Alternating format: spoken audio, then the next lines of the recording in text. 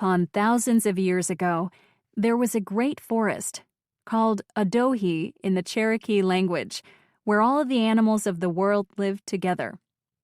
The forest looked pretty much the same as a forest does today, full of cushiony moss and fragrant pine trees, but the animals were practically unrecognizable. Not only could the animals talk, sing, and dance, but they could also scheme and play tricks on one another. What's more, they looked and acted differently from the animals as we know them today. For instance, otter, called Sia in Cherokee, didn't know how to swim. Both rabbit, Jistu, and possum, Ujetsti, had long, fluffy tails. Deer, Ahawi, didn't even know what antlers were, and he certainly didn't have a pair of them on his head. What's worse, and maybe it was because they spent so much time together back then, was that the animals didn't get along particularly well. It seemed as if one animal was always getting on another animal's nerves or playing some kind of trick. And when it came to playing tricks and pulling off pranks, Rabbit was the worst offender. Or best, depending on who was being tricked. One winter, Possum found that out the hard way. Chapter 1. Rabbit Tricks Possum. It all started when the animals were planning their annual winter dance and had gathered in the great meeting hall, Didlohizdi.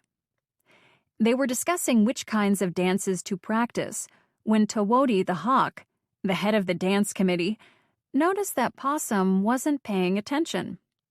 Instead, Possum was lovingly petting and cooing at his long, fluffy tail.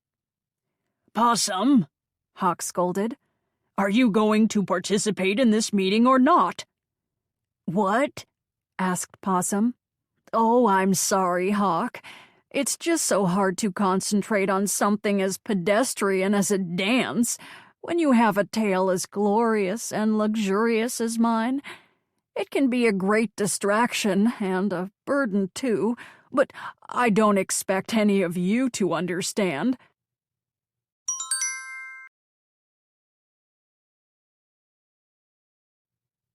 Rabbit, who you must recall also had a long fluffy tail back in those days, twitched his whiskers in annoyance and asked, "Oh, really?" "Yes, really," Possum replied. "My tail is quite a special thing. It's as fluffy as a cloud. It's as silky as the petals of a spring rose. It's as—" "Okay," Rabbit snapped. "We get it. Thanks." "So," sighed Hawk, "back to dance moves." Now, Rabbit's concentration was broken as well. The more he watched Possum obsess over his tail, the more annoyed he grew. And when Rabbit became annoyed, his trick-playing brain went into overdrive. Even before the meeting drew to a close, Rabbit had hatched a plan. As everyone left the lodge, Rabbit caught up to Possum. "Sorry that I gave you a hard time about your beautiful tail. I was just jealous." "I completely understand," said Possum, patting Rabbit on the paw.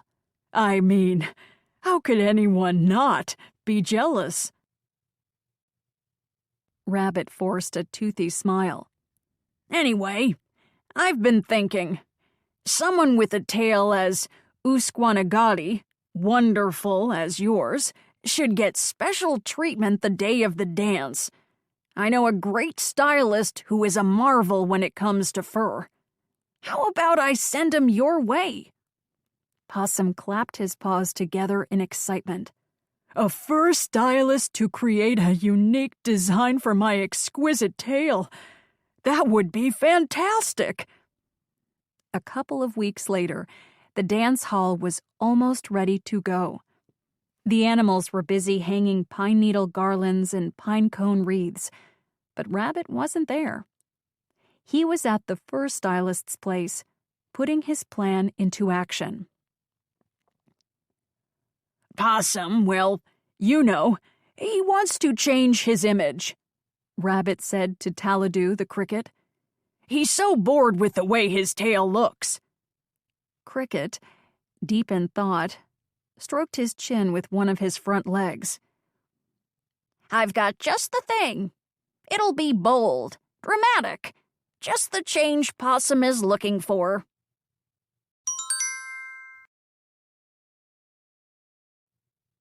The morning of the dance, Cricket rapped lightly on Possum's door. "Are you ready to be the most fabulous animal at the dance?" he asked. "It is my destiny," said Possum, with mock weariness as he jabbered on about how it was such a special privilege, and responsibility, of course, to have a tail that was not only amazingly beautiful, but beautifully amazing. Cricket tied a smock around Possum's waist and went to work on his tail. Possum giggled, feeling a tickly sensation on his skin. He squinted to see what Cricket was doing, but the smock blocked his view. "How is it looking?" he asked. "You're going to absolutely love it," said Cricket, "or my name isn't Taladoo." But what Possum couldn't see was that Cricket wasn't brushing out or styling his tail fur. He was using his razor-sharp legs to give his tail a buzz cut. Cricket was so adept and quick at his craft that Possum had no idea what was really happening. Being so absorbed in himself didn't help either. When Cricket was finished, he tied a wreath of flowers to the base of Possum's tail. Possum still couldn't see his new tail-do. "The anticipation is killing me," Possum exclaimed. His tail felt unusually light and cold, but he had never had a haircut before and decided that it was probably normal. "Now my tail is undoubtedly the greatest in the forest. Let me see it. Let me see it." "You'll get to see my handiwork later," Cricket replied. "Until then, don't touch your tail and don't disturb your flowers. You don't want to muss up anything before your debut at the dance." Possum was disappointed, but he agreed to listen to Cricket. After all, this was going to be the debut of his tail's new look. Everything had to be perfect.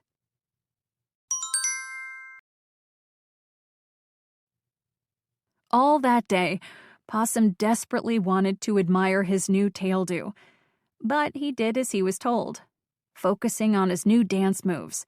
Then he took a short nap. Possum was so excited that he got there too early. So that he could show up fashionably late and make a grand entrance, he hid behind an old magnolia tree, waiting for the grasshopper band to strike up a lively tune.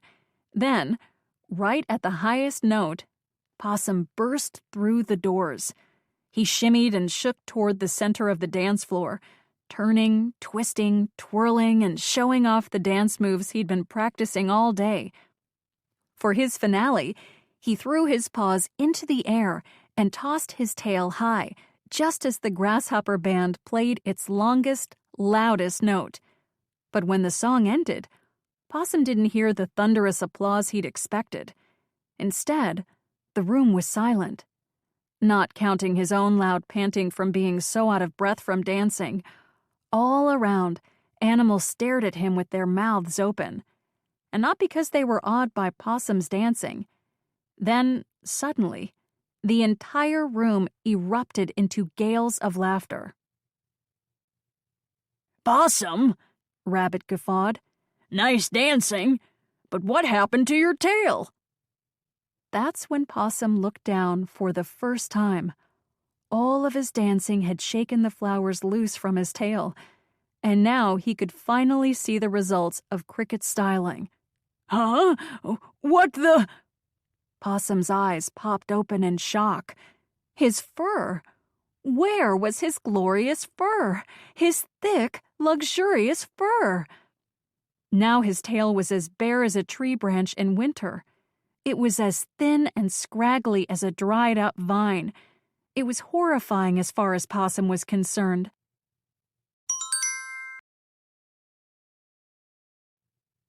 "Huh? What?" the dazed possum mumbled over and over until he started to spin around. He was so shocked and embarrassed by his bare tail that his body froze.